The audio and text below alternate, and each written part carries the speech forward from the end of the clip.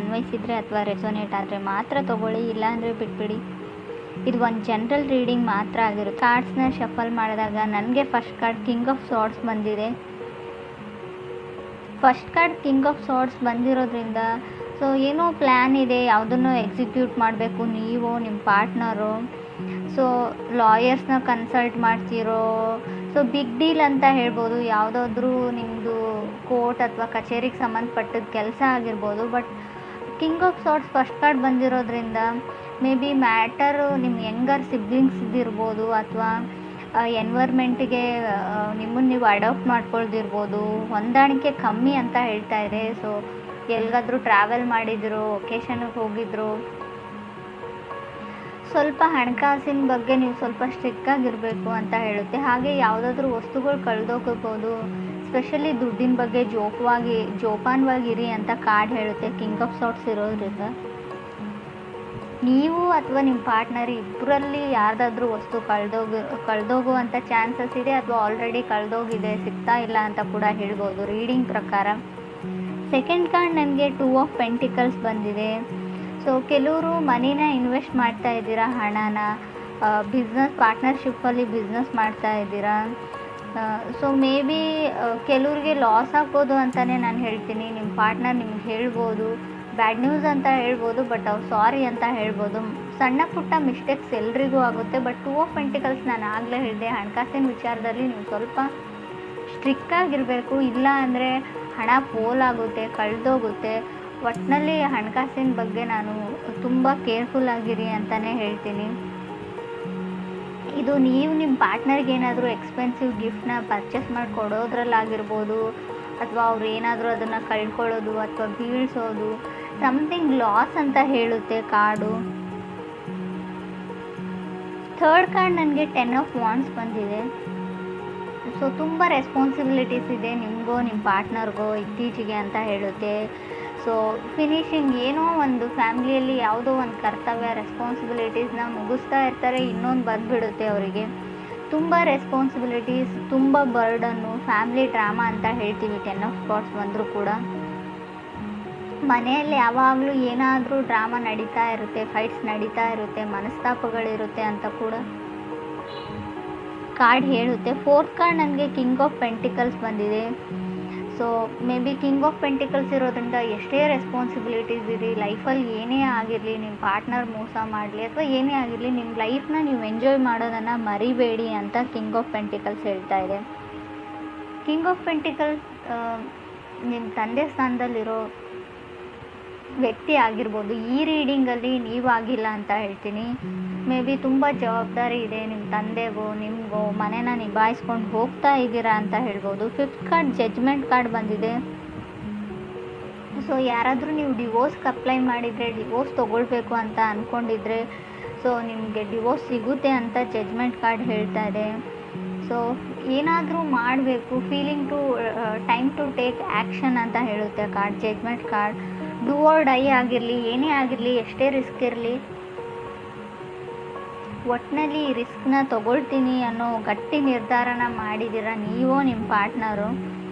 6 card ನನಗೆ 2 of cups ಬಂದಿದೆ. 2 of cups ನಾವು ಕೆಲವೊಮ್ಮೆ ಲವರ್ಸ್ ಕಾರ್ಡ್ ಅಂತ ಕನ್ಸಿಡರ್ ಮಾಡ್ತೀವಿ. ಸೊ ನಿಮ್ಮ ಲೈಫಲ್ಲಿ ಹೊಸ ಪರ್ಸನ ಎಂಟ್ರಿ ಆಗಿದೆ. ಸೊ ತುಂಬ ಬೇಬಿ ಸ್ಟೆಪ್ಸ್ ಸ್ಟಾರ್ಟಿಂಗ್ ಇದೆ, ಫಾಲಿಂಗ್ ಇನ್ ಲವ್ ಅಂತ ಹೇಳ್ತೀವಿ. ಸೊ ತುಂಬ ಕಲಿತಾ ಇದ್ದೀರಾ, ನೀವು ನಿಮ್ಮ ಪಾರ್ಟ್ನರಿಂದ ಕಲಿತಾ ಇದ್ದಾರೆ, ನಿಮ್ಮ ಪಾರ್ಟ್ನರ್ ನಿಮ್ಮಿಂದ ಕಲಿತಾ ಇದ್ದಾರೆ. ಅಂಡರ್ಸ್ಟ್ಯಾಂಡಿಂಗ್ ಇದೆ. ಸೊ ತುಂಬ ಕ್ಯೂಟ್ ಆಗಿರೋ ಲವ್ ಸ್ಟೋರಿ ಅಂತ ಹೇಳ್ಬೋದು 2 ಆಫ್ ಕಪ್ಸ್ ಇರೋದ್ರಿಂದ. 7th ಕಾರ್ಡ್ ನನಗೆ ಪೇಜ್ ಆಫ್ ಪೆಂಟಿಕಲ್ಸ್ ಬಂದಿದೆ. ಸೊ ಪೇಜ್ ಆಫ್ ಪೆಂಟಿಕಲ್ಸ್ ನಿಮ್ಮನ್ನು ಯಾರೋ ಕಾರ್ನರ್ ಮಾಡ್ತಾ ಇದ್ದಾರೆ. ನೀವು ಸ್ಕೂಲ್ಗೆ ಹೋಗ್ತಾ ಇದ್ದರೆ, ಕಾಲೇಜಸ್ಸಲ್ಲಿದ್ದರೆ ಅಥವಾ ಆಫೀಸಲ್ಲಿದ್ದರೂ ಕೂಡ ನಿಮ್ಮನ್ನು ಒಂಟಿಯಾಗಿ ಮಾಡೋಕ್ಕೆ ಟ್ರೈ ಮಾಡ್ತಾ ಇದ್ದಾರೆ. ಅವ್ರದ್ದೇ ಒಂದು ಗ್ರೂಪು, ನೀವು ಒಬ್ಬರೇ ಇರ್ತೀರ, ಯಾರೂ ಮಾತಾಡಲ್ಲ, ಜನ ನಿಮ್ಮನ್ನು ಟೀಸ್ ಮಾಡ್ತಾರೆ, ಅವಮಾನ ಮಾಡ್ತಾರೆ. ಕೆಲವರು ಆ ಥರ ಸಿಚುವೇಶನಲ್ಲಿದ್ದೀರಾ. ಸೊ ತುಂಬ ಕಷ್ಟ ಆಗ್ತಾ ಇದೆ, ಚಾಲೆಂಜ್ ಅಂತ ಅನ್ನಿಸ್ತಾ ಇದೆ ಕೆಲವ್ರಿಗೆ ಇಲ್ಲಿ ಅವ್ರ ಫೀಲಿಂಗ್ಸ್ನ ಎಕ್ಸ್ಪ್ರೆಸ್ ಮಾಡ್ಕೊಳ್ಳೋದ್ರಲ್ಲಿ. ಸೊ ನಿಮ್ಗೆ ಯಾರೋ ಇಷ್ಟ, ಅವ್ರು ಬೇರೆ ಕಡೆ ಒಂದು ಗ್ರೂಪಲ್ಲಿ ಇರ್ತಾರೆ, ಅಥವಾ ನೀವು ಒಂದು ಕಡೆ ಗ್ರೂಪಲ್ಲಿದ್ದೀರಾ, ಅವ್ರು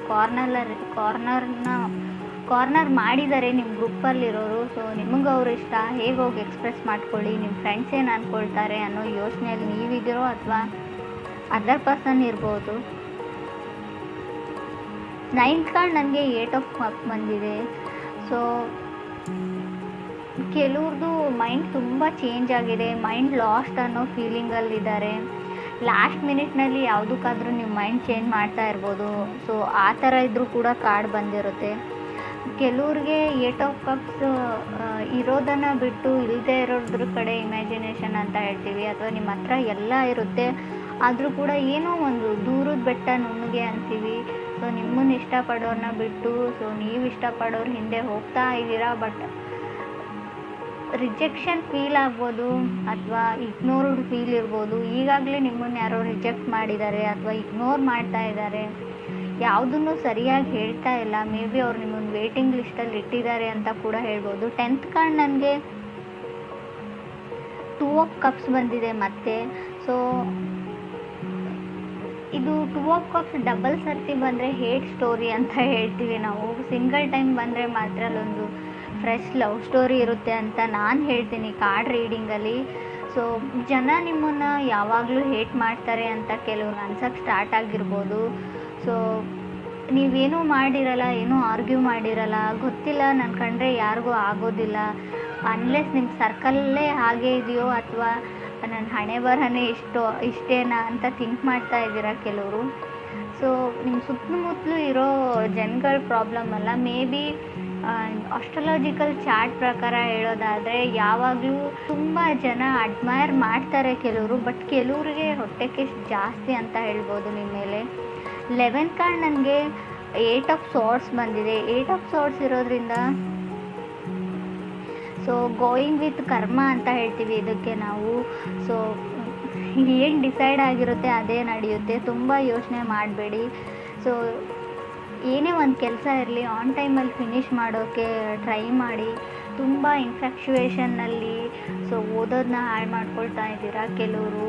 ಸೊ ಏನು ಕೆಲಸದ ಕಡೆ ಗಮನ ಕೊಡೋಕ್ಕಾಗ್ತಾ ಇಲ್ಲ ಕೆಲವ್ರಿಗೆ. ಯಾರ ಮೇಲೂ ಹೆವಿ ಲವ್ ಆಗಿದೆ, ನಿಮಗೆ ಅದರ್ ಪರ್ಸನ್ ಮೇಲೆ ಆಗಿದೆಯೋ ಅದರ್ ಪರ್ಸನ್ಗೆ ನಿಮ್ಮ ಮೇಲೆ ಆಗಿದೆಯೋ, ಯಾವಾಗಲೂ ಅವ್ರ ಬಗ್ಗೆನೇ ಯೋಚನೆ ಮಾಡ್ತೀರಾ ನೀವು.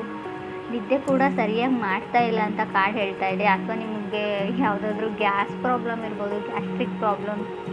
ಸೊ ಕೆಲವರು ಇತ್ತೀಚೆಗೆ ಯೋಗ ಪ್ರಾಕ್ಟೀಸ್ ಮಾಡ್ತಾ ಇದ್ದೀರಾ ಅಂತ ಕೂಡ ನನಗೆ ಅನ್ನಿಸ್ತಾ ಇದೆ.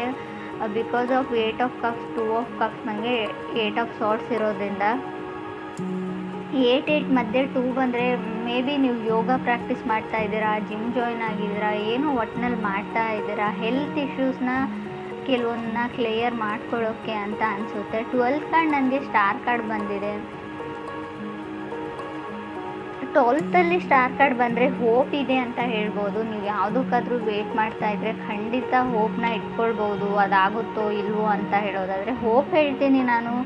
ಸೊ ಟೈಮ್ ತೊಗೊಳ್ಬೋದು, ಖಂಡಿತವಾಗ್ಲೂ ಅದಾಗೋದಿಲ್ಲ ಅಂತ ಹೇಳಲ್ಲ, ಆಗುತ್ತೆ. ಬಟ್ ಅಷ್ಟೊಂದು ಟೈಮ್ ನೀವು ಇನ್ವೆಸ್ಟ್ ಮಾಡೋಕ್ಕೆ ರೆಡಿ ಇದ್ದರೆ ಓಕೆ, ಅವ್ರಿಗೋಸ್ಕರ ಕಾಯ್ತೀನಿ ಅಂದರೆ ಓಕೆ. ಬಟ್ ತುಂಬ ಚಾಲೆಂಜಸ್ ಬರುತ್ತೆ. ಲಾಸ್ಟಲ್ಲಿ ಸ್ಟಾರ್ ಕಾರ್ಡ್ ಬಂದರೆ ತುಂಬ ಚಾಲೆಂಜಸ್. ಸೊ ನೀವು ಅಂದ್ಕೊಂಡೇ ಇರಲ್ಲ ಇಷ್ಟೊಂದು ಚಾಲೆಂಜಸ್ನ ಫೇಸ್ ಮಾಡಬೇಕಾಗುತ್ತೆ ಅಂತ. ಸೊ ಇಡೀ ಲೈಫ್ ಲಾಂಗ್ ಕೂಡ ಕೆಲವರು ತಗಲ್ಬೋದು ಅಂತ ಕೂಡ ಕಾರ್ಡ್ ಹೇಳುತ್ತೆ. ಸೊ ಕೆಲವ್ರದ್ದು ಗೇನ್ಸ್ ಎಲ್ಲ ಮಲ್ಟಿಪ್ಲೈ ಆದರೂ ಕೂಡ ಹಣ ಲಾಸ್ ಆಗೋ ಚಾನ್ಸಸ್ ಇದೆ. ಸೊ ಕೆಲವರು ಫೀಲ್ ಗುಡ್ಡಲ್ಲಿ ಇದ್ದೀರಾ ಅಂತ ಹೇಳ್ಬೋದು. But king of sorts first card ಆಗಿರೋದ್ರಿಂದ ನಾನು ಆಗಲೇ ಹೇಳಿದೆ 10 ಆಫ್ ವಾಂಡ್ಸ್ ಕೂಡ ಇದೆ ನಿಮಗೆ ಕಾರ್ಡು. 3rdಲ್ಲಿ 10 ಆಫ್ ವಾಂಡ್ಸ್, ಫಸ್ಟಲ್ಲಿ ಕಿಂಗ್ ಆಫ್ ಸಾರ್ಟ್ಸ್ ಇರೋದ್ರಿಂದ ಫೀಲ್ ಗುಡ್ ಇರ್ತೀರಾ. ಬಟ್ ಫ್ಯಾಮ್ಲಿ ಟೆಸ್ಟ್ ಅಂತ ಹೇಳ್ಬೋದು. ನೀವು ಫ್ಯಾಮ್ಲಿನ ಟೆಸ್ಟ್ ಮಾಡ್ತಿರೋ ಅಥವಾ ಯೂನಿವರ್ಸ್ ನಿಮ್ಮ ಫ್ಯಾಮ್ಲಿನ ಟೆಸ್ಟಲ್ಲಿ ಇಡುತ್ತೋ ಗೊತ್ತಿಲ್ಲ. ಸ್ವಲ್ಪ ಚಾಲೆಂಜಸ್ ಬರ್ಬೋದು, ಎಲ್ಲನೂ ನಿಭಾಯಿಸ್ಕೊಂಡು ಹೋದರೆ ಖಂಡಿತವಾಗ್ಲೂ. ಸೊ ಎನಿಮೀಸ್ ಜಾಸ್ತಿ ಆಗ್ತಾರೆ ಅಂತ ಹೇಳ್ತೀನಿ ನಾನು. ಸ್ಕೂಲ್ ರಿಲೇಟೆಡ್ ಸ್ಟಪ್ಪಲ್ಲಿ ಕೆಲವ್ರದ್ದು ಪ್ರಾಕ್ಟಿಕಲ್ ಎಕ್ಸಾಮ್ಸ್ ಇರ್ಬೋದು ಅಂತ ಅಂದ್ಕೊಳ್ತೀನಿ. ಕೆಲವರು ಕ್ರೇಜಿ ಇನ್ ಲವ್ವಲ್ಲಿ ಇದ್ದೀರಾ ಅಂತ ಹೇಳ್ಬೋದು. ಸೊ ಕೆಲವ್ರಿಗೆ ನೋಬಡಿ ಕ್ರಾಸ್ ಮೀ ಅನ್ನೋ ಲೆವೆಲಲ್ಲಿ ಇದ್ದೀರಾ. ಕಿಂಗ್ ಆಫ್ ಸಾರ್ಟ್ಸ್ ಅಂದರೆ ಒಂದು ಈಗೋ ಇರುತ್ತೆ, ಸಣ್ಣ ಮಟ್ಟದ ಈಗೋ. ನನಗೆಲ್ಲ ಗೊತ್ತು, ನನ್ನನ್ನು ಯಾರೂ ಕ್ರಾಸ್ ಮಾಡಿ ಹೋಗೋಕ್ಕಾಗಲ್ಲ, ನನ್ನ ಕಡೆ ಯಾರೂ ಬೆರಳು ಮಾಡಿ ತೋರಿಸಲ್ಲ. ನಾನು ಆಗಲೇ ಹೇಳಿದೆ, ಕಾರ್ನರ್ ಮಾಡ್ತಾ ಇದ್ದಾರೆ. ನೀವು ಯಾರನ್ನಾದ್ರೂ ಕಾರ್ನರ್ ಮಾಡ್ತಾಯಿದ್ದೀರೋ, ನಿಮ್ಮನ್ನು ಯಾರಾದರೂ ಕಾರ್ನರ್ ಮಾಡ್ತಾಯಿದ್ರು, ಯಾವುದಕ್ಕೂ ಹುಷಾರಾಗಿರಿ. ಸೊ ಎನಿಮೀಸ್ ಜಾಸ್ತಿ ಆಗ್ತಾರೆ. ಸೊ ನಿಮ್ಮ ಫೀಲಿಂಗ್ಸ್ನ ಕಂಟ್ರೋಲ್ ಮಾಡ್ಕೊಳ್ಳಿ. ಕೋಪ ಬಂತು ಅಂತ ಅದನ್ನು ಯಾರ ಮೇಲೂ ತೋರಿಸ್ಬೇಡಿ, ಕಂಟ್ರೋಲ್ಡ್ ಆಗಿರಿ.